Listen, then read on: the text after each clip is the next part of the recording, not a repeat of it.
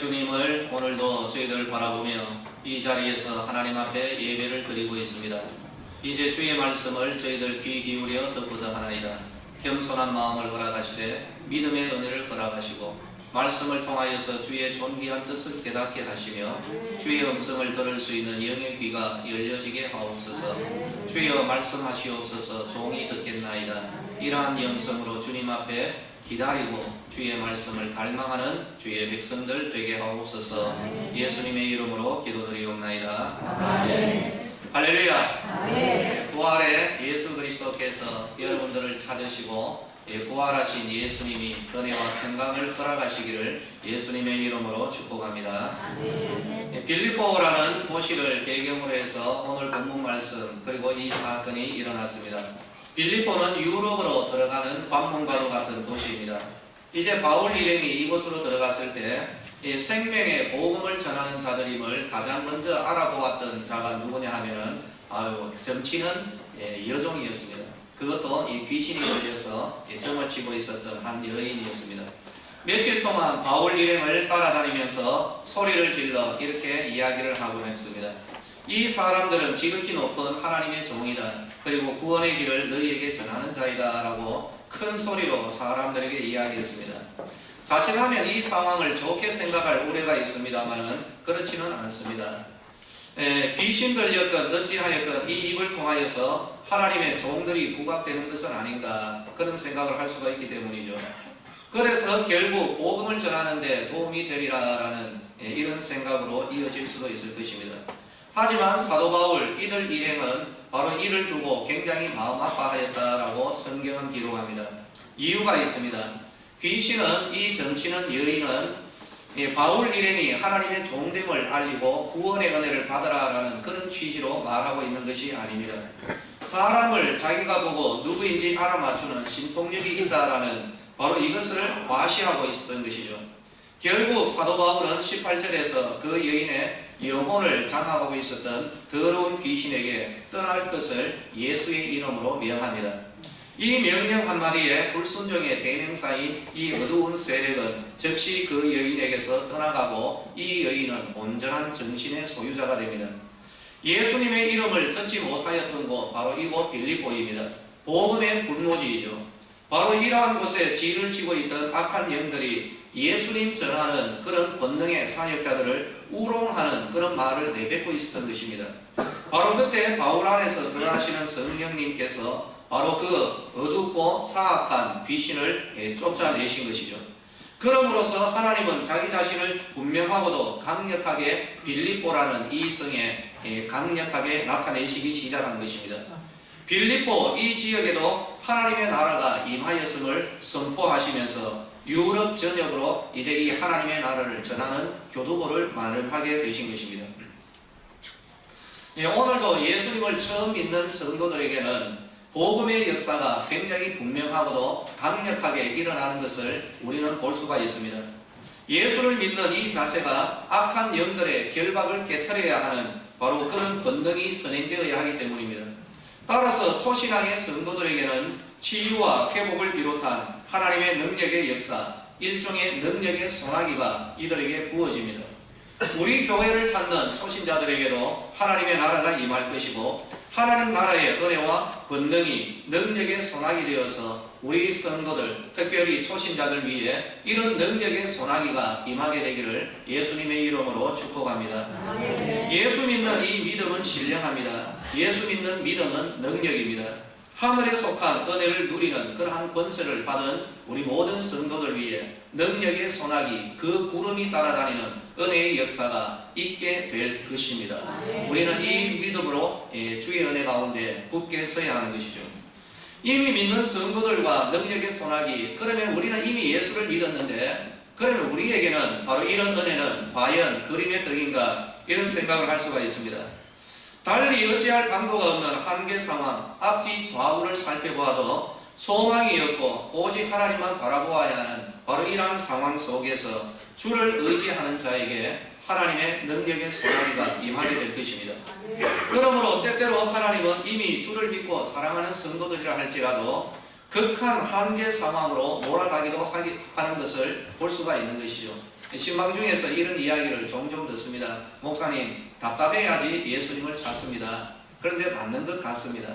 그러므로 주를 믿는 성도들, 이미 믿음의 반열에 든 성도들, 살아가면서 나의 선택에 의해서 이런 극한 상황으로 들어가는 것이 아니라 우리 스스로 한계 상황을 설정할 필요가 있습니다. 내가 의지할 다른 것들이 많다 할지라도 다른 의지물들을 내려놓고 오직 예수님만 바라보는 이러한 믿음으로 하나님의 능력과 기적을 맛보아하는, 여러분 간혹 가다가 맛보아하는 것이 아니라 날마다 하나님의 능력과 기적의 일상이 될 수 있기를 예수님의 이름으로 축원합니다. 주는 나의 주님이시오니 주님 밖에는 나의 복이 없습니다라는 이 고백이 언제 나와야 되겠습니까?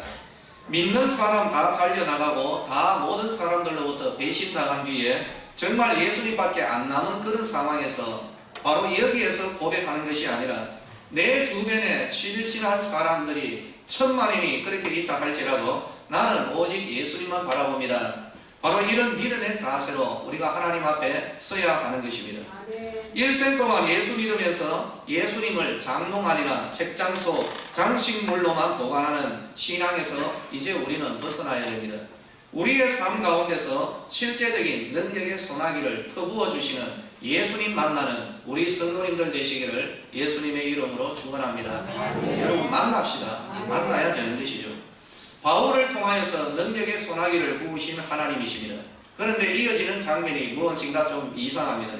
점치는 여종의 주인들이 있었는데 주인들은 점을 치는 이 여종이 받는 복채로 인하여서 수입이 꽤 괜찮았던 것 같습니다.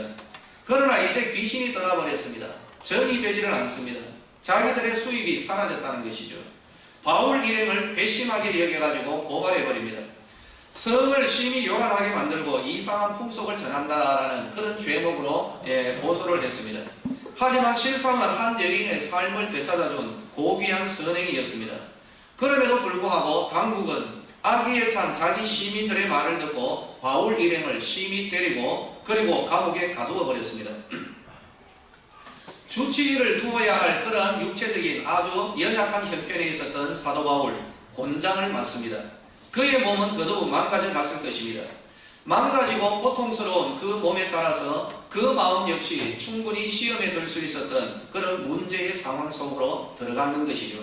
바로 이때 바울은 과연 어떤 반응을 보이게 될까요? 상당히 궁금한 대목입니다. 우리는 그 내용을 이미 성경을 통하여서 알고 있습니다만 여러분, 만약에 이어지는 성경이 없이 그냥 바울이 바로 이런 점치는 여종을 온전히 하고 까닭없이 얻어맞고 옥에 갇혀 있다. 바로 이때에 바울과 실라가 어떻게 할까 굉장히 궁금할 것입니다. 삶의 곤혹스러운 문제에 처하였던 바울, 여기에 대하여서 우리들만 궁금해하는 것이 아니라 하나님 역시 하늘의 권세들과 통치자들, 무천사들, 바울과 실라를 보내주신 예수님은 숨을 죽이고 과연 내 종들이 이 상황에서 어떤 반응을 보일까 굉장히 궁금해했을 것입니다. 그런데 그 순간 감옥 안에 있었던 바울과 실라, 그 입을 통하여서 터져나온 것은 주를 향한 기도와 더불어서 하나님을 찬송하는 그러한 찬송의 내용이었습니다. 어두움의 영들은 바울과 실라를 압박하고 두들겨 패고 그리고 극한 상황으로 몰아넣어서 그 입에서 찬송이 아니라 하나님을 저주하고 원망과 불평을 쏟아놓도록 그렇게 부추겨 들어갔던 것이죠. 그러나 예수의 영이 머무는 바울과 실라는 바로 이 곤혹스러운 문제 속에서도 하나님 아버지를 찬양하면서 주를 높여드렸던 것입니다. 왜 그렇습니까? 이들은 예수 믿는 자들이었습니다. 자신들이 믿는 예수를 전하는 자들이었습니다. 이 감옥 안에서도 예수님 계시다라는 바로 그 믿음을 굳건하게 붙들고 있었던 그런 믿음의 사람이요, 그 믿음의 초점은 예수님에게 맞추어져 있었기 때문입니다. 이를 바라보시는 하나님의 마음은 과연 어떠했을까요? 구약의 욥을 두고 그랬던 내기가 지금 우리 성도들 가운데서도 일어나고 있다는 사실을 우리는 알아야 될 것입니다. 여러분, 이런 의식을 한번 해보셨나요? 저에게도 때때로 어려움이 닥칩니다. 바로 일할 때에 힘들다, 어렵다, 여러분 위에서 박수치고 있는 그런 존재들이 있을 것입니다. 나의 믿음의 이 시험, 이 연단, 이를 위하여서 어둠의 세력이 던지고 난 뒤에 김진호 목사 분명히 저 입에서 원망과 불평이 터져나올 것입니다. 하나님 앞에서 그렇게 호언장담하고 있었던 어둠의 세력들이 저에 대하여서 감사장, 장학금 아주 잘하는 사람이다. 그렇게 할 수도 있을 것입니다. 여러분들은 어떠하십니까? 우리들의 삶 가운데서 어려움과 문제에 들어갈 때에 사랑하는 성도들이요, 주변의 성도들뿐만 아니라 하늘의 하나님께서도 여러분이 과연 어떤 반응을 보이실지 심히 궁금해하고 있습니다. 여러분, 하나님을 찬양하며 하나님을 기쁘시게 하는 하나님의 그 바라시는 데에 믿음에 부응하는 우리 성도들 되시기를 예수님의 이름으로 축원합니다. 아멘. 감옥의 극한 상황에서조차 하나님께 기도드리며 찬양하였던 바울과 실라, 하나님께서 역사하십니다. 그 감옥의 터가 움직이고 진동하며 그들을 묶고 있었던 사슬이 풀려지는 하나님의 능력의 역사가 누구에게 나타났습니까? 이 능력의 소나기가 누구에게 부어졌습니까? 바로 그 능력의 소나기, 하나님의 역사는 단지 오직 하나, 예수 믿는 성도들에게 일어나게 되는 줄로 믿으시기를 예수님의 이름으로 축원합니다. 아멘. 우리 예수 믿읍시다. 아멘. 예수님을 믿는 이러한 성도들에게 능력의 소나기가 부어지는 그 구름이 따라다니게 될 것입니다. 아멘. 오늘 우리들의 삶, 이 무대 안에서 일어나는 일들, 하늘의 천사들도 하늘의 통치자들과 권세들도 보기를 원하고 있을 것입니다. 보혈의 은혜를 입은 성도들이 삶의 고통스러운 문제 가운데서 과연 어떻게 반응하는가? 그 답은 오늘 모델로서 우리에게 주어져 있습니다. 바울과 실라, 하나님의 귀한 일들을 감당했습니다. 까닭 없이 얻어맞고 감옥에 들어갔습니다. 그러나 그런 상황 속에서도 주를 찬양하며 나아갔던 그 한 성도를 오늘 우리들의 마음속에 받아들일 수 있기를 소망합니다. 아멘. 또 다른 사람을 한번 보아야 할 것입니다. 바울과 실라를 지키던 간수들입니다. 오늘의 초점은 여기에 맞추어져 있습니다. 본문에 바로 그날 밤 자기들이 지키던 감옥의 문이 활짝 다 열려버렸습니다. 아멘. 로마의 간수들이었죠. 오늘날로 말하자면 공무원이요, 교도관이요, 군인들이었습니다. 죄수의 결박도 다 풀어져 버렸습니다. 난리 난 것입니다. 그 당시에 로마의 법은 이렇습니다. 자기가 지키던 죄수가 달아나버리면 그 간수가 자기의 생명을 대신해야 되는, 바로 이런 이제는 어떻게 할 수 없는 자기 목숨으로 갚을 수밖에 없었던 이런 문제가 터져버리는 것이죠. 그래서 죄수들이 도망하였다라고 생각하고 이들이 선택하였던 해결책은 27절에 있습니다. 칼을 빼서 죽어버리자. 여러분, 이것이 그들의 선택이었습니다. 그때 바울과 실라가 다가갑니다. 염려하지 말라고 하는 것이죠. 그리고 바로 이러한 장면에서 간수들이 말합니다. 선생들아, 내가 어떻게 하면 구원을 받겠는가? 여러분, 이 간수의 입에서 구원이라는 말이 나옵니다. 그러나 간수가 염두에 두었던 이 구원은 죽어서 천국에 가는 그런 구원을 의미하지 않습니다. 왜 그럴까요? 간수는 지금 예수 모릅니다. 이 사람이 어떻게 예수를 알아요? 이 사람은 회개도 모릅니다. 이 사람은 하나님 나라도 모르는 그런 이방인입니다. 그러므로 지금 현재 이 간수가 말하고 있는 구원은 지극히 현실적인 것입니다. 내가 처한 이 상황, 이 큰 문제, 이제 이것이 밝혀지게 되면 비록 죄수들은 도망가지 않았다 할지라도 나의 근무 태만이라는 것이죠. 나 이제 죽었다라는 바로 이런 엄청난 문제 속에 들어간 것입니다. 오늘날로 말하자면 이런 것입니다. 일하다가 큰 사고 하나 쳤다는 것이죠. 선생들아, 내가 어떻게 해야 구원을 받겠는가? 이 말은 선생들아, 내가 어떻게 하면 이 직장에서 잘리지 않겠느냐? 내가 처한 이 현실, 이 문제 가운데서 어떻게 하면 그냥 넘어갈 수가 있겠는가? 나 좀 도와주시오. 바로 이런 지극히 현실적인 문제를 가지고 이 바울과 실라에게 물어본 것입니다. 삭개오도 마찬가지입니다. 삭개오가 예수님께 근처에 다가간 것 왜 다가갔습니까? 구원받고 천국. 여러분, 삭개오 머릿속에 이러한 것은 없습니다. 삭개오 역시 왜 다가갔을까요? 외롭다는 것입니다. 돈은 있지만 외롭고 소외되고 바로 이런 마음, 허전하고 공허하고 텅 빈 마음이 있었기 때문에 나의 이 영적인 공허와 나의 이 허전한 마음을 누가 채워주겠는가? 예수님 바라보면서 그래서 다가간 것이죠. 바울과 실라는 주저하지 않고 제시합니다. 이 삶에 큰 사고를 쳤습니다. 큰일 났습니다. 지금 여러분, 발등에 불 떨어진 것이죠. 여기에 대하여서 바울과 실라에게 물어보는 이 간수를 향하여서 바울과 실라는 주저하지 않고 그냥 이야기합니다. 뭡니까? 주 예수를 믿어라 하는 것이죠. 주 예수를 믿어라. 그러면 네가 생각하는 그 구원에 덧붙여서 하나님 은혜와 하나님 나라가 너뿐만 아니라 너와 온 가정 위에 임하게 되라 라고 선포했던 것입니다. 오늘날로 말하자면 이것입니다. 내 직장의 문제, 내 생명을 보존하려면 다른 건 필요 없다. 여기에서부터 시작해야 되는데 우리의 삶의 인생 다시 시작하자. 예수 믿는 여기에서부터 시작하라라고 선포하고 있는 것입니다. 사랑하는 성도들이여, 기독교의 구원은 전인적 구원입니다.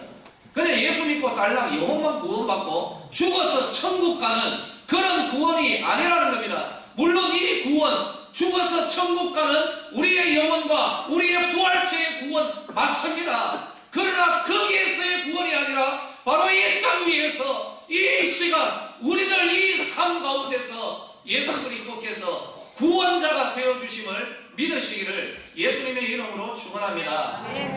그러므로 우리 예수 믿읍시다. 여기에서부터 우리는 시작해야 되는 것이죠.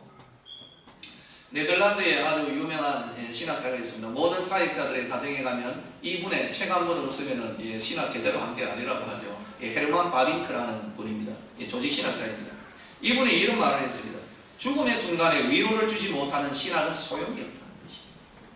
극한 상황에서, 이제는 마지노선에서, 이제는 한계 상황에서 바로 이러한 상황에 처한 성도들에게 앞날에 대하여서 죽음 이후에 대하여서도 소망을 주지 못하는 그따운 신학을 우리가 왜 배우겠느냐, 바로 이런 말을 하는 것이죠. 고난 중에 침체에 빠져 질병의 고통 가운데 있어 할지라도, 슬럼프에 빠져 있다 할지라도, 경제적으로 어려움에 처했다 할지라도, 사방팔방 완전히 다 막혀있는 그런 순간에, 바로 이런 순간에 우리가 믿고 있는 이 믿음, 우리의 이 신앙, 아무 소용도 없는 그러한 신앙이라면 여러분들에게 말씀드립니다. 그 신앙 바꾸십시오. 여러분, 그 신앙 문제가 있습니다. 엘리야가 갈멜에 올랐던 엘리야 그 바알과 아세라의 선지자들에게 외쳤던 말이 있습니다. 바알의 선지자들이 그들이 믿던 바알에게 소리쳐서 불을 달라고 외칩니다. 그러나 여전히 묵묵부답이던 그때에 엘리야가 말합니다. 큰 소리로 한번 불러봐라. 그가 신인즉 묵상하고 있는지, 혹은 그가 잠깐 나갔는지, 혹은 그가 길을 행하는지, 혹은 그가 잠이 들어서 깨워야 할 것인지 조롱하고 있는 것이죠. 사랑하는 성도들이, 우리가 하나님을 찾습니다. 예수님이라고 부르고 있습니다. 여기에 대하여서 바로 이러한 우리의 상황, 우리의 문제에 대하여서 아무런 조치도 취하실 수 없는 그런 무능력한 그런 예수님이십니까? 그렇지 않습니다. 우리가 믿는 예수님은 그러한 분이 아닙니다. 만약에 우리가 믿는 신이 그런 신이라면 바꾸어버려야 됩니다. 아닙니다. 우리가 믿는 예수님은 어떤 분이십니까? 말씀하십니다. 졸지도 않고 주무시지도 않고 그분은 세상 끝날까지 항상 우리와 함께 하십니다. 그 하나님은 말씀하십니다. 강하고 담대하라. 두려워하지 말라는 것입니다. 잠잠히 믿기만 하라. 그리하면 야이로의 내 딸이 구원을 얻으리라. 바로 그런 말을 하고 있는 것입니다. 우리에게 약속하신 예수님, 사랑하는 성도들이여, 체험하십시다. 예수님 만납시다.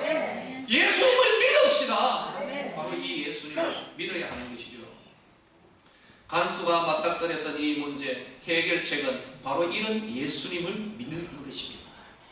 서대구의 성도들에게 선포합니다. 여러분, 예수 그만 배우십시오. 예수에 대해서 이제 그만 공부하십시오. 티끌만큼이라도 알고 있는, 요만큼이라도 알고 있는 그 예수님 이제는 믿으십시오. 그 예수 많이 알지는 못한다 할지라도, 다른 성도들보다 예수님에 대한 지식이 좀 떨어진다 할지라도 바로 내가 알고 있는 그 예수를 이제는 믿읍시다. 여러분, 우리의 삶 가운데서 그 예수님을 믿어야 하는 것입니다. 예수를 믿는 곳에 감옥문이 열려지는 능력의 소나기가 오늘 우리들의 삶의 현장에도 일어날 것입니다. 예수 믿는 그곳에 새로운 생명과 은혜의 역사가 나타날 것입니다.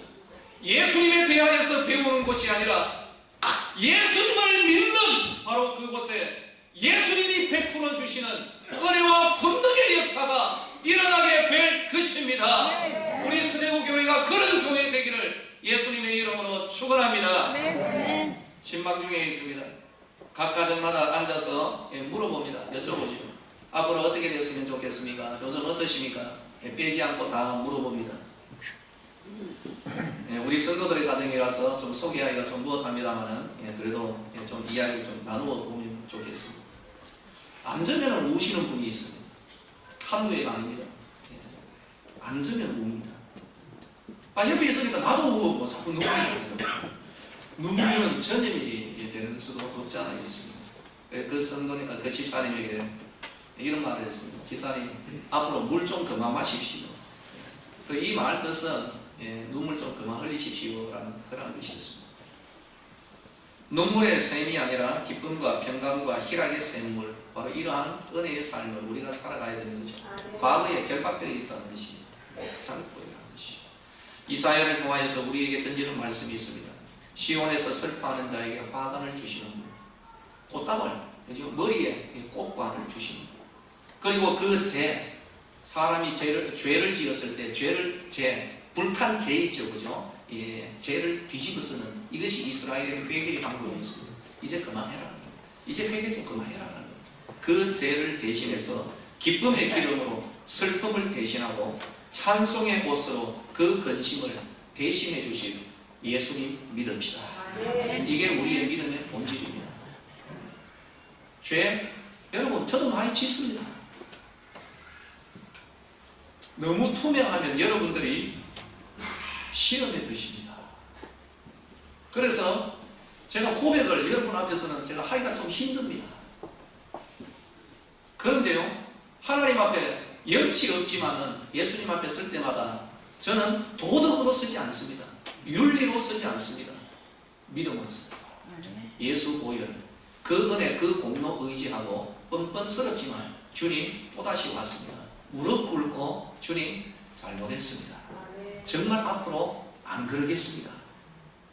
바로 이러하고 난 이후에 그 죄악의 삿을 던져버립니다.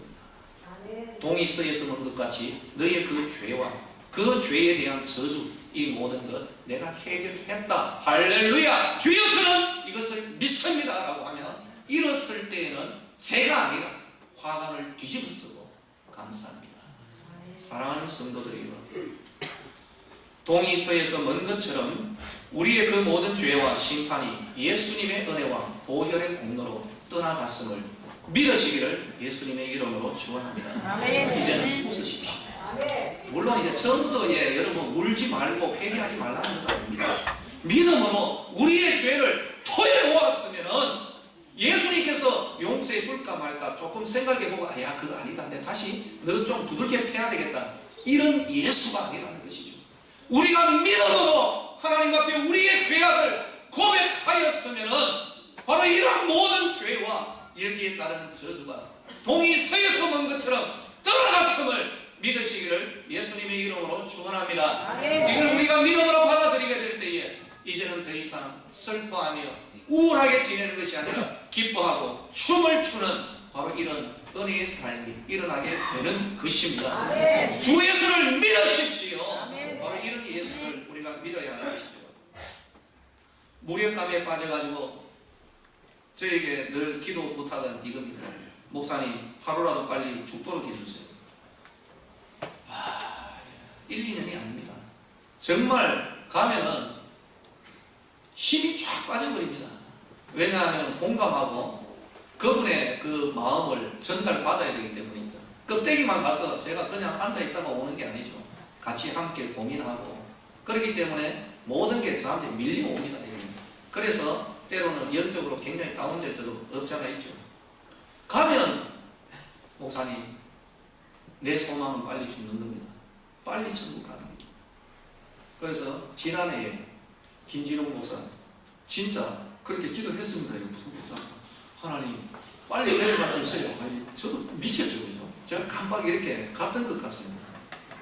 참 이 바보 같은 그러한 목사죠. 나오면서 아차 생각했습니다. 야 이거 내가 아주 험악한 짓을 했구나. 이번 신방에서 또 그 이야기 앉아서 무력감에 빠져 있는 것이죠. 자칫하면 그게 전염되어 버린다는 거예요. 잘라버려야 됩니다. 팔자 타령하지 마십시오. 자기 연민에 빠져 들어가지 마십시오. 뭐 이렇게 지내십니까? 포기하거나 낙심하지 말고 한마디 예수 믿자 하십시오. 그 과정에 말씀으로 권면합니다. 자기만 어려움에 빠져 있다고 착각하지 말고 지금도 더더욱 어려운 상황에서 예수 붙들고 나아가는 그러한 사람들 부지기수라는 것입니다. 이국에서는 예수 믿는 믿음으로 인해서 사람이 견딜 수 없는 극악한 고문을 받으면서도 버티고 있는 믿음의 성도들이 있다고. 거기에 비하면 두 분 찬송할 상황이 아닌가. 감사하며 주 예수를 믿으십시오. 바로 그 상황에서도 예수 믿고 바울과 실라처럼 주를 찬양하십시오. 이 자리에서 사방팔방 닫혀있는 자들도 있을 것입니다. 그러한 성도들의 가정도 방문했습니다. 이사야서에서 말합니다. 보라 내가 새 일을 행하리니 이제 나타낼 것이라. 너희가 그것을 알지 못하겠느냐. 내가 반드시 광야의 길에 사막에 강을 내리니. 바로 이렇게 선포하신 예수님, 바로 그 하나님을 믿으십시오. 이사야 35장 7절 뜨거운 사막이 변하여서 못이 될 것이고 메마른 땅이 변하여서 원천이 될 것이며 성냥이에 눕던 곳에 풀과 갈대와 부들이 날 것이라고 외치도록 말씀하신 바로 그 주를 우리가 믿어야 될 것입니다. 우리도 변화될 것입니다. 반드시 변화됩니다. 그리고 감사하십시오. 하나님, 닫혀져 온 사방이 닫혀져 있는데 그러므로 앞으로 열려질 문들이 많음에 대하여서 오히려 감사합니다. 이것도 열려지고 저것도 열려지고 온 사방팔방이 열려질 하나님의 은혜인 줄로 알고 감사하고 나아가시기를 바랍니다. 이렇게 할 수 있는 사람은 누구이죠? 예수를 믿는 자들입니다. 실패하고 포기한 자들을 봅니다. 피곤한 손과 연약한 무릎을 이렇게 세우시는 주 예수를 믿으라고 선포합니다. 이사야 43장 2절 내가 물 가운데로 지날 때에 내가 너와 함께 할 것이라.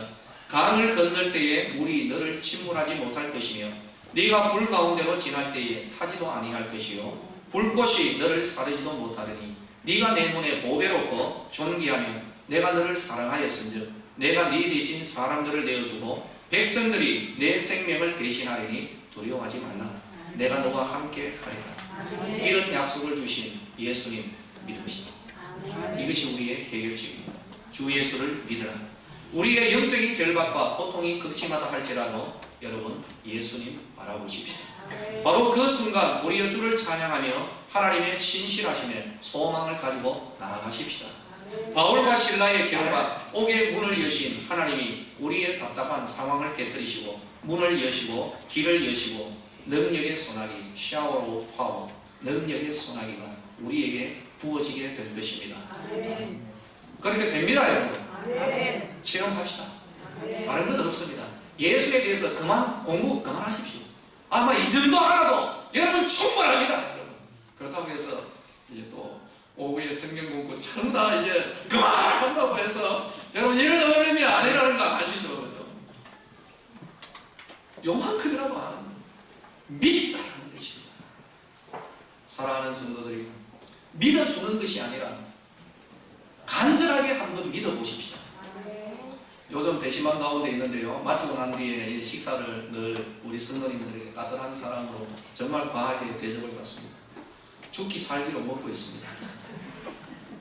나중에 저보고 배 이렇게 많이, 왜 이렇게 배 많이 나왔느냐 그런 말 하지 마십시오. 이런 생각이 들었습니다. 진짜 이 생각이 들었습니다. 야 진짜 먹다가 자칫하면 죽을 수도 있겠구나. 진짜 죽기 살기로 먹고 있습니다. 이런 생각으로 이제 옮겼습니다. 죽기 살기로 한번 믿어보세요. 하나님 앞에 서기 전에 우리 이런 기간을 한번 가져보십시오. 죽기 살기로 예수 한번 믿어보십시오. 제대로 한번 믿어보십시오. 성경대로 한번 믿어보십시오. 예수님은 우리의 구원자인데 저 세상에서의 구원자만이 아니라 이 세상에서도 우리를 구원하시는 예수님 죽기 살기로 제대로 한번 믿어 보십시다 여러분. 오늘의 문제투성이인 상황에서 바울과 실라처럼 주 예수를 믿을 때 찬양과 감사가 터져 나올 것입니다. 기도와 찬양은 모두 다 신앙의 표현입니다. 그러나 찬양이 한 차원 더 높은 신앙이라고도 볼 수가 있을 것입니다. 이렇게 구분을 해놓은 분을 제가 만났습니다. 기도는 하나님께 앞으로 미래에 어떤 것을 해달라고 구하는 그러한 것입니다. 미래 차원의 일입니다. 그러나 찬양은 대부분 보면 하나님이 이미 이루셨음을 믿는, 지금 과거에 하나님께서 행하신 것에 대하여 하나님 앞에 감사하는, 바로 이것이 찬양이죠. 그래서 기도는 앞으로의 일이고 찬양은 이미 이루어 주신 그런 일들에 대한 감사, 찬양인 것입니다. 그러므로 진짜 신앙은 무엇인가? 하나님의 능력이 일어난 후에뿐만 아니라 그 능력이 일어나기도 전에 미리 믿음으로 하나님이 베풀어 주셨음을 감사합니다라며 찬양하며 나아가는 것입니다. 그러므로 우리는 때로 하나님께 무엇을 구하기를 중단하고 하나님이 이미 이 기도에 대하여서 하나님께서 이루어 주신 것에 대하여 그분을 찬양할 수 있는 우리 믿음의 성도들이 되어야 하는 것이죠. 예수님을 믿고 그 예수님이 지금 나의 삶 가운데, 문제 가운데 역사하시리라는 것을 제대로 믿을 때에 이것이 우리 삶 가운데 아직 이루어지지 않은 상황이라 할지라도 이미 하나님이 나에게 이루어 주신 것처럼 믿음으로 받아들이는 자는 바울과 실라처럼 감옥 안에서 하나님을 찬양하는 은혜의 역사가 일어나게 되는 것입니다. 여러분들의 지금 현재 문제가 뭡니까, 여러분? 그 문제 가운데서 하나님을 찬양하십시오. 바로 이것이 주 예수를 믿는 믿음의 성도들의 삶의 증거인 줄로 그렇게 믿습니다. 예수 믿는 자들은 문제와 고통과 어려움 투성이 현실 속에서 마치 무화과에 무화과가 없고 우리의 양이나 소가 없어도 주를 찬양하며 나아가는 믿음의 사람들입니다. 이처럼 주를 신뢰하며 찬양하는 그 찬양이 능력의 소나기를 허락하게 될 것입니다. 옥의 문이 열려질 것입니다. 우리를 묶고 있는 결박이 벗어지게 될 것입니다. 우리를 가로막는 장애가 깨어지게 될 것입니다. 그렇게 됩니다. 그렇습니다. 그렇습니다. 그렇게 됩니다라는 것이죠. 바로 그렇게 하실 예수 믿읍시다. 우리의 이 믿음이 확실한 근거가 무엇입니까? 우리가 믿는 예수님은 인생에서 가장 크고 치명적인 사망의 문제를 해결하신 분입니다. 사망 권세 정복하시고 승리하신, 부활하신 예수님이십니다. 성천하신 분입니다. 하늘과 땅의 모든 권세를 가지신 분입니다. 그분이 바로 우리가 믿는 예수님입니다. 그 예수님께서 말씀하셨습니다. 두려워하지 말고 어떻게 하라고요? 믿기만 해라. 믿어봐라는 겁니다. 한탄하지 말고 믿음에 대하여서 자꾸 지식만 쌓아가려고 하지 말고 1과정, 2과정, 3과정 수료했다, 어디가 제자훈련 받았다, 이런 훈장 지적지적 달지 말고 한번 믿어봐라는 겁니다. 알고 있는 그 예수, 알고 있는 그 지식대로 한번 믿어보라는 것이죠.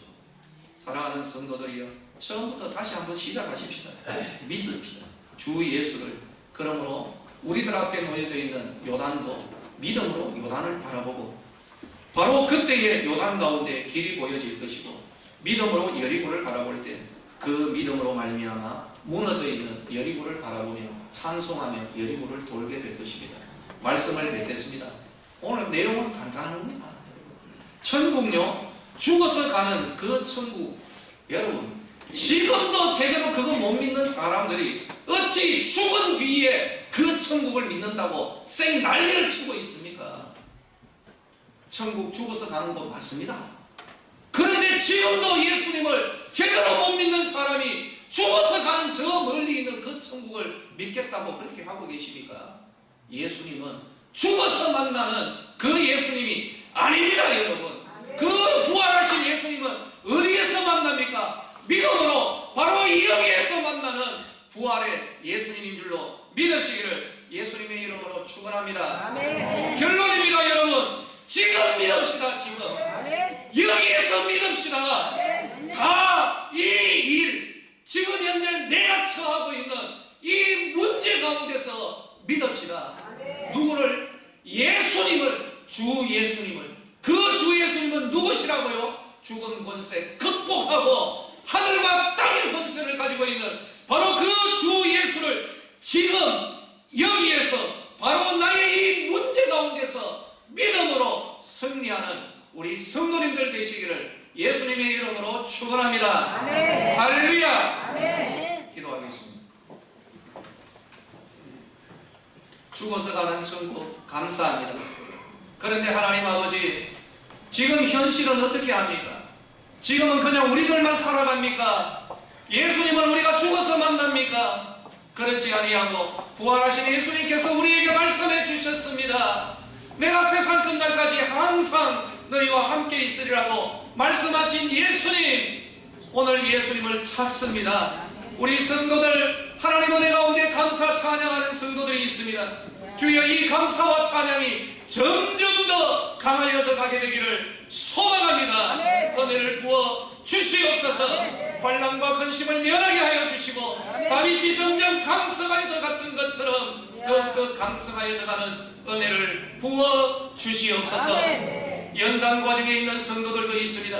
그 그릇을 깨끗하게 하고 연단하며 키워가는 어두운 밤의 기간에 있는 광야로 들어간 성도들도 없지 않아 있을 것입니다. 아멘. 아버지여, 이 광야에 있는 성도들, 문제 가운데 허덕이는 성도들, 사방팔방 그 길이 그리고 그 문이 닫혀져 있는 성도들, 질병의 고통과 삶의 문제와 사람들과의 관계의 문제와 소외의 문제와 영혼의 공허함의 문제, 영적인 문제, 실용의 문제 가운데서 아버지여, 이 시간 바로 이 자리에서 예수님을 믿습니다. 예수님 오시옵시고 우리들 가운데 역사하셔서 바울과 신라를 묶고 있는 결박을 깨뜨리시고 그를 가로막고 있었던 옥의 문을 열어주신 예수님, 우리 성도들 위에도 같은 은혜를 부어주실 줄로 믿습니다. 바로 그 예수님을 죽어 천국 가서 만나는 예수님이 아니라 나의 이 삶 가운데, 나의 이 고통과 나의 이 문제와 나의 이 인도함과 나의 이 현실 속에서 역사하시고 이끌어주시고 치유하시고 회복하시고 복을 주시는, 해결하시는 바로 그 예수님을 믿는 우리 성도들이 되게 하여 주시옵소서. 오늘 우리들의 심령이 변화될 줄로 믿습니다. 정말 죽기 살기로 예수님 제대로 믿는 우리 성도들 되게 하여 주시옵소서. 하나님을 찬양하옵고 예수님의 이름으로 기도드리옵나이다. 아멘.